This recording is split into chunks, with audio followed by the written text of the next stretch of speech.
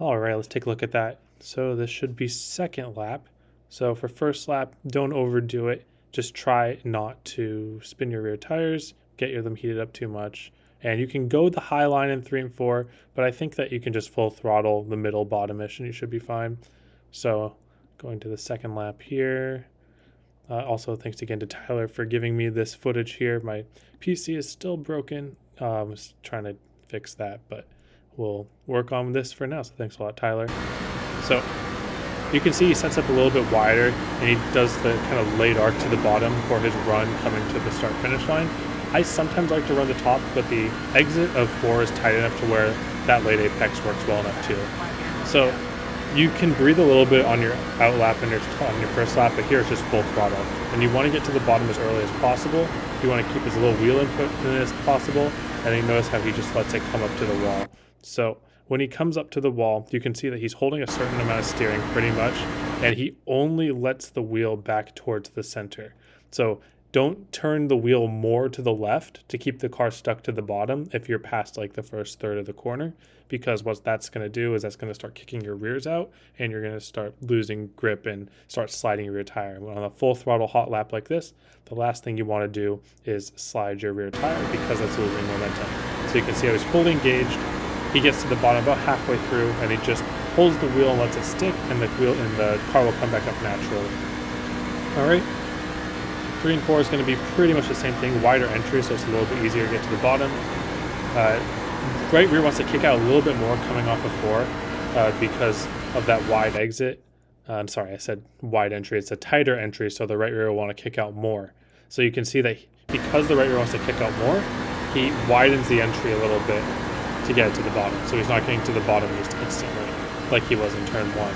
But it's the same principles of letting the car slide off in turn 4. So basically, it's going to be a full throttle hot lap, not the most crazy thing in the world, but you just want to do whatever you need to so that your right rear doesn't slide. You need to keep all the tires engaged for the entire lap. All right, now let's take a look at some of his race laps here. We'll skip ahead here a little bit. So race run, you're pretty much going to be full throttle until the car starts to lose that grip. You can see that even early, he is letting off early and then just picking back up the throttle. So you can see it's pretty slow, even early. So if you want to push a little harder to gain some track position, it's usually going to be a good gamble.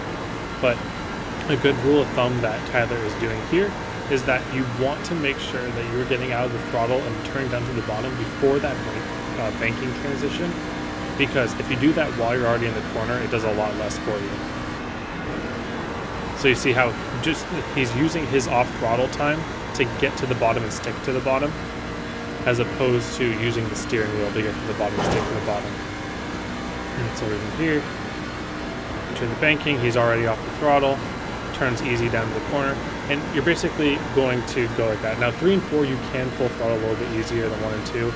I would probably, for lap time purposes, push a little bit harder in 3 and 4 specifically, because 1 and 2 is kind of where your tires are made, and 3 and 4 are where you kind of show off how much that you saved.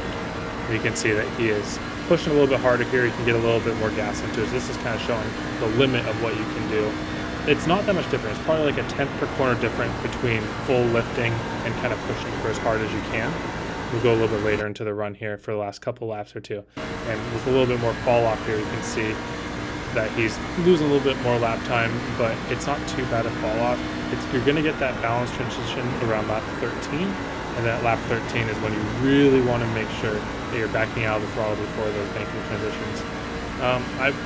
One thing I would say is I do like getting to the bottom a little earlier in turn 3 and just getting to the bottom and sticking it. Turn 1, I can understand parking a little bit because of the angle of the corner, but turn 3, you just want to back it down as much as you need to as early as you can, and then you can get the rest of the runoff like it's almost like a straight line exit.